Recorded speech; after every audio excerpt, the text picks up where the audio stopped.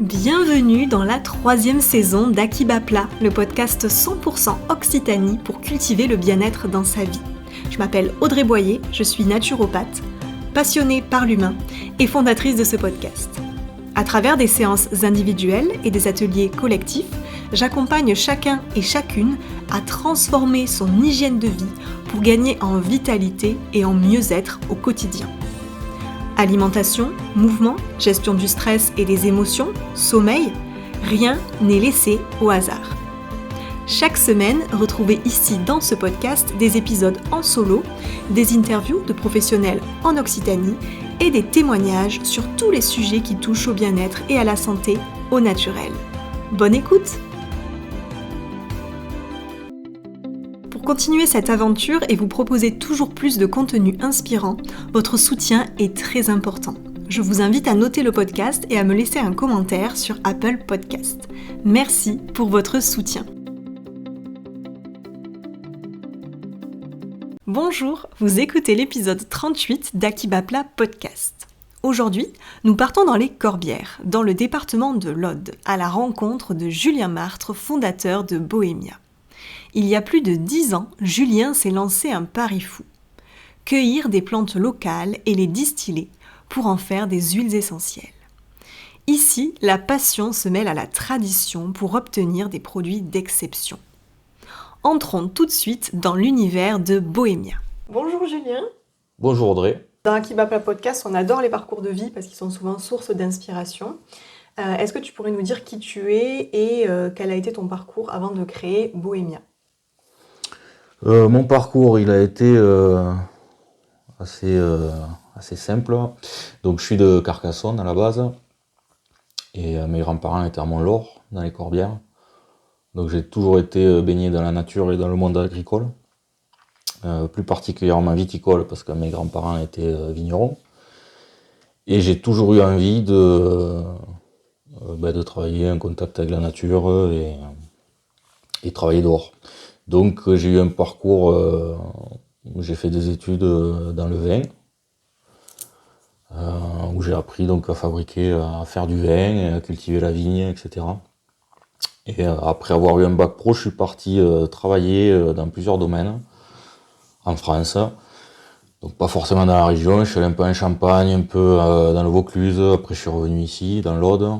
Et donc j'ai travaillé dans divers domaines en tant que caviste, tractoriste, enfin voilà, je faisais tous les travaux qu'on pouvait faire dans un domaine viticole. C'était pas forcément en bio à l'époque. Et voilà, et puis un peu avant 30 ans, j'ai eu une prise de conscience, enfin, que j'avais déjà, mais qui m'a percuté, où je me suis dit en fait on met beaucoup de produits dans les vignes et ça me semble pas très sain, que ce soit pour l'environnement et pour nous-mêmes. Et voilà, donc la dernière expérience que j'ai eue dans un domaine, c'est pas très bien passé et ça m'a donné envie de travailler pour moi et en même temps de partir du monde du vin parce que ça faisait au moins 15 ans que j'étais là-dedans. Et donc j'ai décidé de changer complètement, de chercher une idée en fait, de pouvoir travailler dehors mais pas dans les vignes. Et au fur et à mesure des réflexions, je me suis dit, tiens, il y a quand même pas mal de plantes aromatiques dans les garrigues. Il y a du thym, il y a de la lavande, du romarin. Et voilà, ça m'a percuté à un moment donné de me dire, mais tiens, qu'est-ce qu'on peut faire de ces plantes ? Et j'avais aucune notion en aromathérapie, aucune notion en phytothérapie. Et voilà, pour moi, le thym, c'était juste une plante qu'on mettait sur les grillades, quoi. Et donc je me suis renseigné avec la chambre d'agriculture, etc. Est-ce qu'il y avait des choses à faire ? Et effectivement, il y avait un producteur de plantes aromatiques dans les Corbières qui faisait des huiles essentielles. Donc je suis allé faire un stage chez lui et voilà, il m'a appris à distiller, parce que lui faisait que de la distillation. Et voilà, et la distillation m'a beaucoup plu parce que moi, je venais du monde des caves viticoles avec des tuyaux, des pompes, etc. Et en fait, la distillation, il y a des cuves aussi, des tuyaux. Bon, voilà, c'est un autre procédé, mais bon, j'étais pas trop perdu dans ce monde-là. Et ce qui m'a beaucoup plu, c'est de de se rendre compte en fait de la quantité de plantes que mon maître de stage allait récolter dans les champs, et qu'on mettait dans l'alambic, et la petite quantité d'huile qui sortait. Et dès la première distillation, je me suis dit, ouais, c'est quand même, ce que j'ai dans les mains, c'est un trésor, quoi. C'est très précieux. C'est très précieux parce que, ouais, on a mis 300 kilos de thym, on n'a même pas sorti 1 litre d'huile, quoi. Donc, voilà, c'est quand même quelque chose de très précieux, ouais. Et tous ces parfums aussi qui sortaient de l'alambic, c'était assez impressionnant. Voilà, donc ça m'a beaucoup plu de suite. Et suite à ça, alors, tu as créé la marque Bohemia. Est-ce que tu peux nous dire d'où vient ce nom? Et voilà, ça fait combien de temps que cette marque a été créée, enfin que ton entreprise a été créée?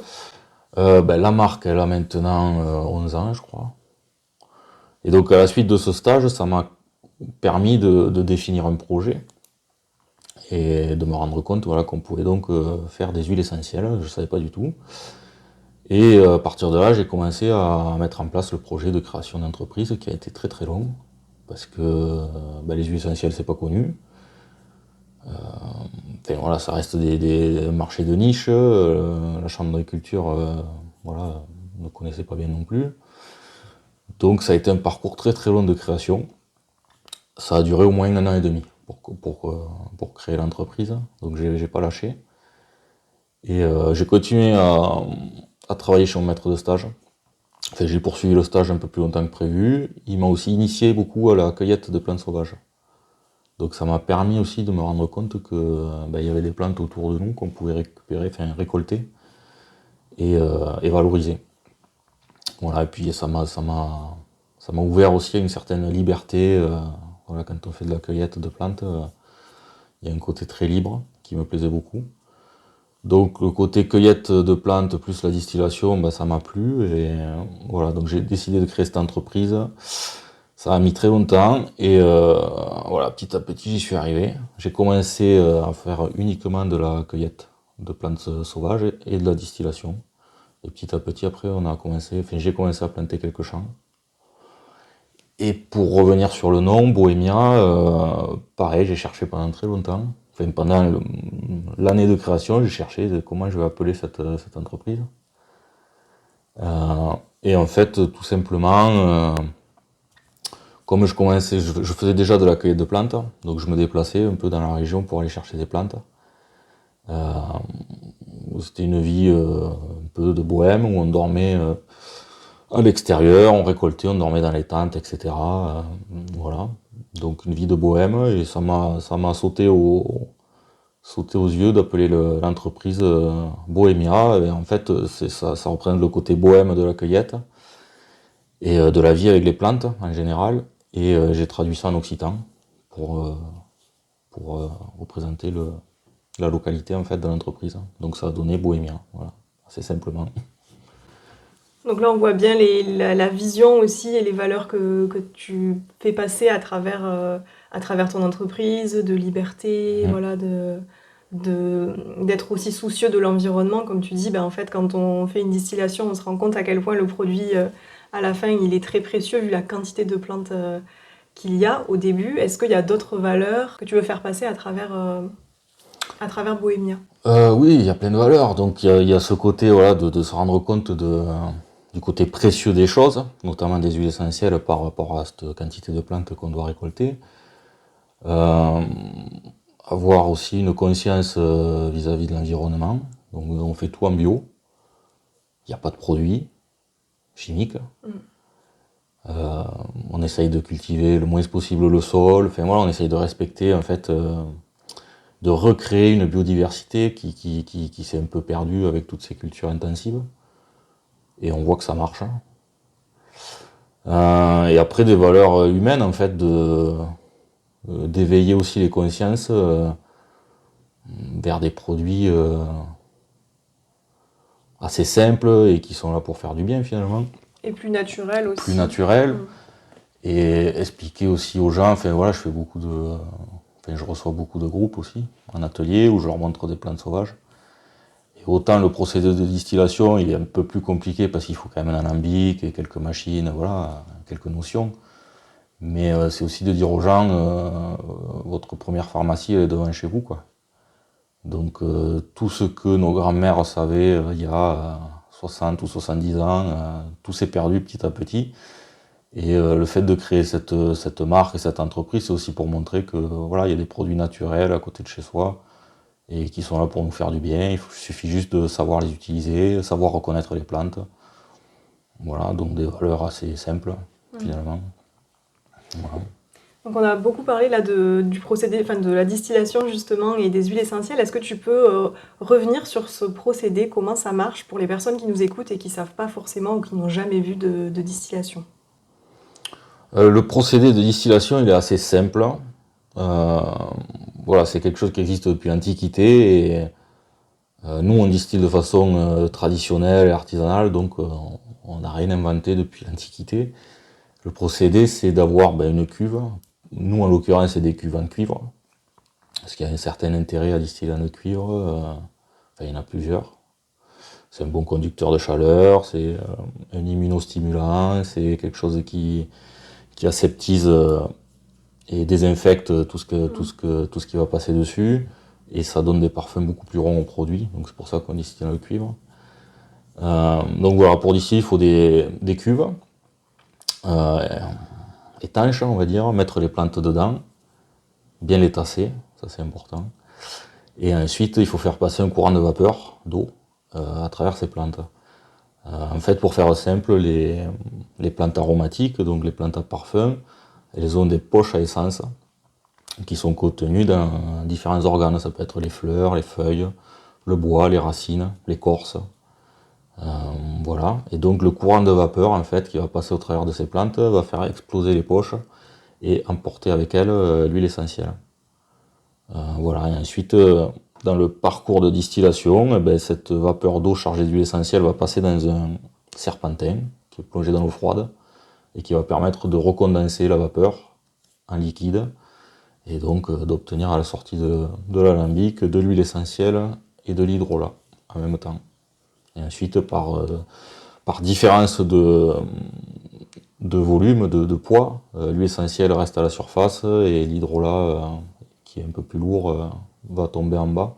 Et donc on arrive à séparer les deux.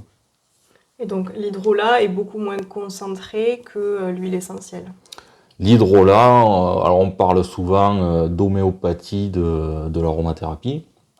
C'est vrai que ça reste des produits assez doux, beaucoup plus facile à utiliser pour toute la famille. On peut l'utiliser chez les femmes enceintes et chez les enfants. Et ça reste quand même des produits très actifs. Puisqu'un hydrolat, c'est fait avec un minimum de 1 kg de plantes pour 1 litre d'hydrolat.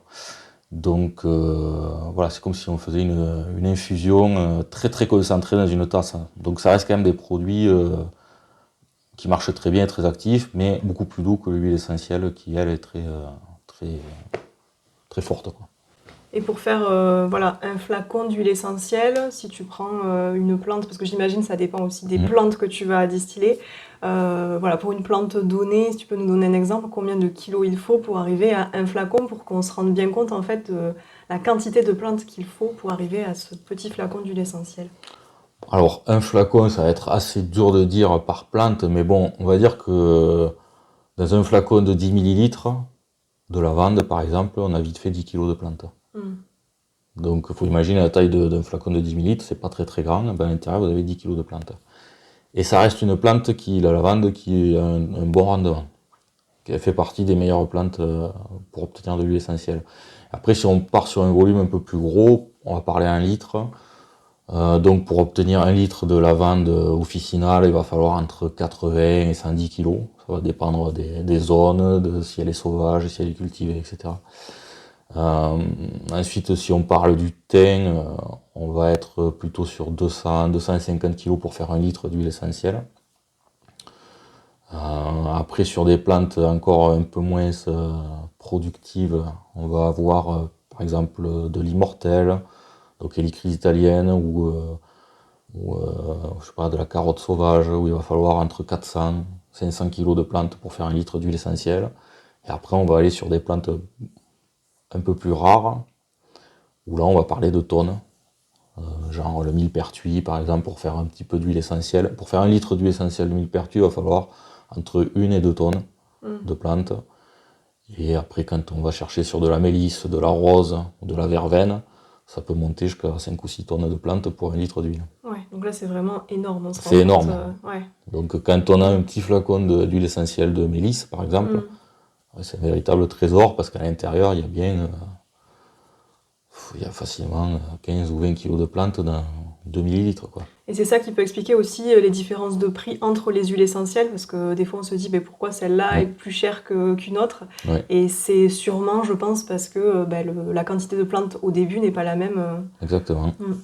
Il y a cette notion par rapport, il y a des grosses différences de prix entre les huiles essentielles d'une même marque, parce que oui, effectivement, c'est voilà, la différence de rendement en huile essentielle qu'elles vont avoir.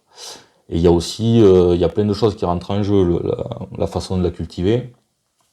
Il y a des plantes qui sont plus fragiles que d'autres, donc qui demandent plus d'attention en culture. Par exemple, la lavande est très fragile. On pense que c'est quelque chose qui se cultive facilement, c'est hyper compliqué de cultiver une lavande. Elles ont beaucoup de maladies, enfin, c'est très fragile.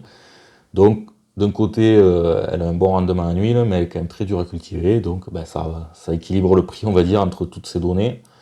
Et après, il y a la façon de la récolter aussi. Nous, on fait tout à la main. Alors, on fait tout à la main pour une raison assez simple. Ça permet de trier la plante et d'enlever toutes les mauvaises herbes qu'il peut y avoir, chose que les machines ne feront pas. Donc quand on distille une cuve de lavande, il y a 99% de lavande à l'intérieur. Ça permet de protéger aussi les insectes pollinisateurs, puisque quand on cueille à la main, ils partent naturellement. Alors quand une machine passe, il y a quand même quelques-uns qui passent dans la machine. Voilà. Et après, il y a un côté aussi où voilà, moi j'aime bien être au contact de la plante pour avoir un produit, voilà, un supplément d'âme, on va dire. Il se passe quelque chose entre le cueilleur et la plante. Il y a une connexion, quoi. Et chose que tu n'auras pas non plus avec une machine. Donc voilà, tout ça, ça rentre aussi en compte dans le prix et puis la difficulté aussi de récolte. Je veux dire, récolter 300 kg de thym, c'est plus difficile que récolter 300 kg de sapin, quoi, par exemple. Parce que c'est à ras du sol, c'est beaucoup plus difficile physiquement. Donc voilà, quand on met tout ça bout à bout, on arrive à obtenir des prix différents d'une huile à l'autre. Et on voit vraiment, voilà, comme je disais, les valeurs que tu transmets aussi à travers ce que tu fais, à travers le produit. Et c'est pas simplement un flacon d'huile essentielle, c'est tout ce qu'il y a derrière, en fait. Et on s'en rend pas forcément compte, donc c'est pour ça que c'est intéressant d'en parler aussi aujourd'hui. Mais ce qu'il y a derrière, c'est voilà, le côté très rare et précieux de l'huile essentielle. Il est hyper important. Et voilà, nous, on n'est pas là pour faire de l'huile essentielle tout venant. On fait des huiles essentielles d'exception. Même voilà, si ce mot est un peu, faut faire attention avec ce mot-là, mais voilà, j'essaye de faire tout en sorte pour qu'on ait des huiles essentielles vraiment très très qualitatives. Et en fait, ce que j'aime faire et ce qu'on retrouve dans les produits, c'est quand on ouvre un flacon d'huile essentielle qu'on fabrique, c'est de retrouver vraiment l'âme de la plante en fait dans le flacon. La plante que tu cueilles, elle doit se retrouver vivante à l'intérieur du flacon.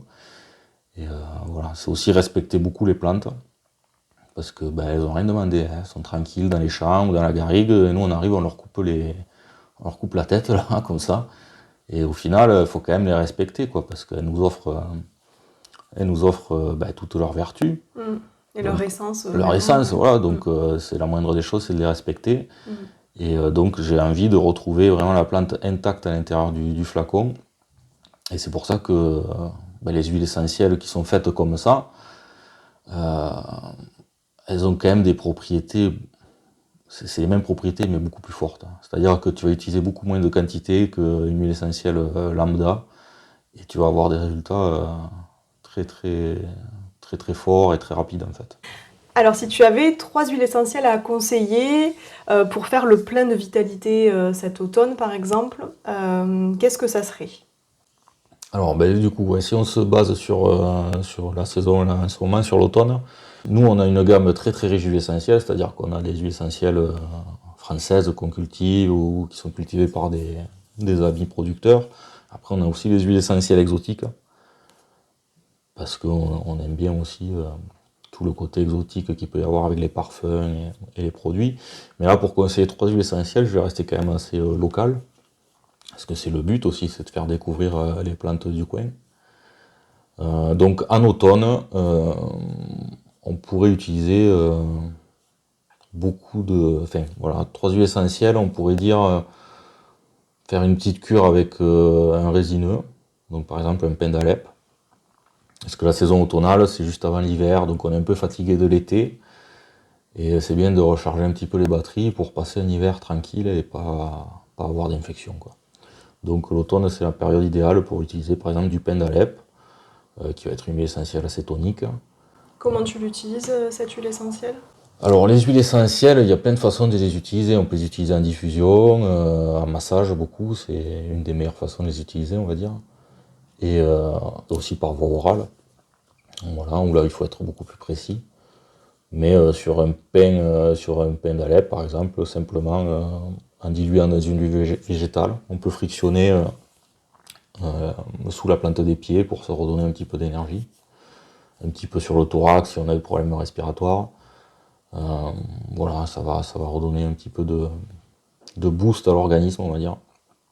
Donc ça, c'est le pin d'Alep, c'est le pin qui pousse beaucoup dans l'Aude, dans les Corbières. Donc c'est une essence qui a valorisé. Après, on peut utiliser par exemple du laurier aussi, du laurier noble.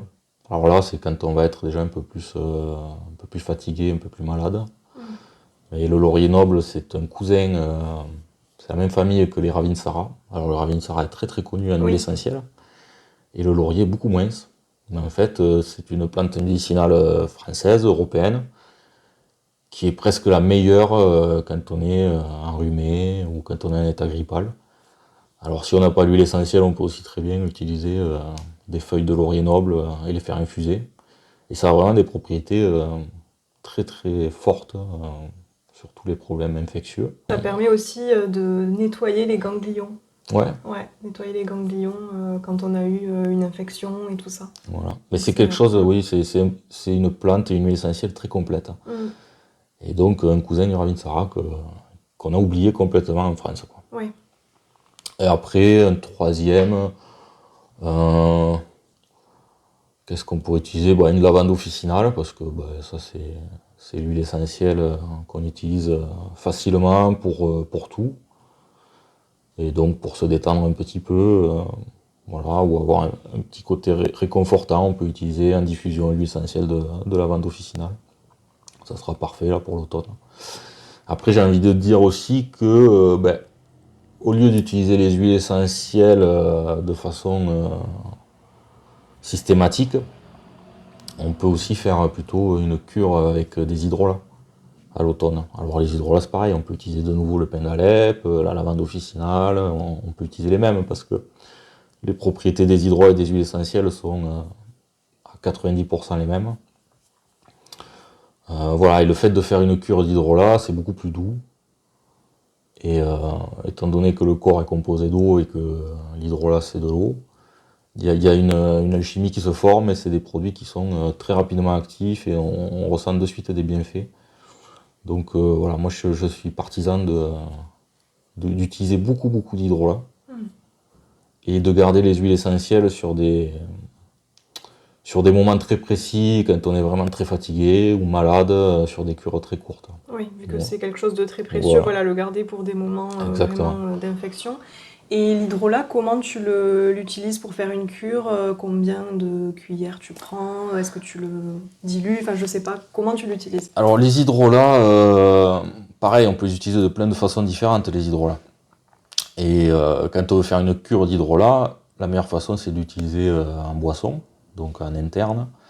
Et là, simplement, on va prendre une cuillère à café ou 2 cuillères à café dans une tasse d'eau chaude. Voilà, et puis on va boire ça comme on boirait des tisanes. C'est des produits qui sont quand même concentrés, donc on ne peut pas les boire purs, c'est très fort. Mais le fait de les diluer dans de l'eau, simplement comme ça, voilà. Et on va faire des cures une vingtaine de jours. Voilà. Il y a des hydrolats qu'on peut mettre en cuisine aussi. Ouais, en fait tous les hydrolats peuvent être utilisés en cuisine, en interne, en lotion. Ce qui est important de regarder, c'est que ça soit un hydrolat 100% pur et naturel. pas une eau aromatisée, qu'il n'y ait pas de conservateur à l'intérieur. Voilà, à partir du moment où il est 100% pur et naturel, que la plante est bien la plante qui est dans le flacon et qu'elle n'est pas toxique, on peut l'utiliser en interne, en boisson, en cuisine. Voilà, on peut se faire plaisir vraiment de plein de façons différentes avec les hydrolats. Et on parlait tout à l'heure du laurier noble, c'est vrai que les plantes aussi ont souvent une signature un peu entre guillemets au niveau émotionnel aussi, elles peuvent apporter des choses. Par exemple, le laurier noble, ça va être un petit peu le côté apporter du courage, etc. Est-ce que ça c'est quelque chose que tu transmets aussi à travers ces produits-là? C'est-à-dire que les personnes qui viennent te voir, peut-être qu'elles disent ben voilà, j'ai envie d'avoir telle ou telle huile essentielle parce que j'ai tel problème. Mais finalement, est-ce que tu peux aussi en conseiller si une personne a une émotion particulière Oui. Il y a le côté émotionnel est très très important dans les plantes. Hein.